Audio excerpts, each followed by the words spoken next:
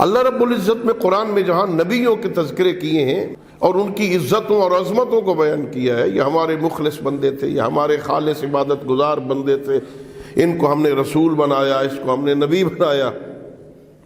وہاں اللہ رب العزت نے قرآن میں خواتین کا بھی تذکرہ کیا ہے جنہیں اللہ نے عزتوں سے سرفراز کیا۔ دو کا ذکر تو اکٹھا کیا، ایک حضرت آسیہ بنت مزاحم فرعون کی بیوی کا تذکرہ کیا، وہ ہماری بڑی نیک کنیز تھی، خاتون، اللہ قرآن میں کہہ رہا ہے کیسی کنیز، ذرا سوچئے کیا ایمان تھا اس خاتون کا، زوجہ ہے فرعون کی،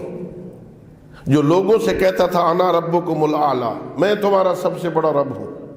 جو لوگوں سے سجدے کرواتا تھا، لوگوں سے اپنی ربوبیت منواتا تھا۔ کتنا بڑا ایمان تھا اس آسیہ کا، جو لوگوں سے اپنی ربوبیت منوا کے اپنے سامنے سجدے کرواتا تھا، اس کے گھر میں رہ کے اسے سجدہ نہیں کرتی، اپنے رب کو سجدہ کرتی۔ اللہ رب العزت اس کا تذکرہ قرآن میں فرماتا ہے۔ اور پھر حضرت مریم بنت عمران کا تذکرہ اللہ نے نام لے کے قرآن میں کیا۔ بہت سارے نبی، 1,24,000 نبی بنائے اللہ نے مردوں میں سے، ان میں 313 رسول، ان میں 5 اولی العزم۔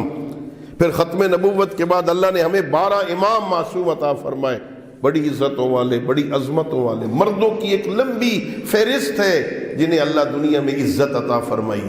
لیکن سید الانبیاء کی زبانی عورتیں صرف چند ہیں۔ ہاں، حضرت حوا ہے، حضرت آسیہ ہے، حضرت مریم ہے، حضرت سارہ ہے، حضرت خدیجہ ہیں، لیکن ان 5 عورتیں جن کا تذکرہ پیغمبر نے فرمایا، ساتھ یہ بھی فرمایا یہ 5 بڑی عزت والی ہیں، بڑی عظمت والی ہیں، لیکن ان 5 کی سردار کا نام فاطمہ ہے۔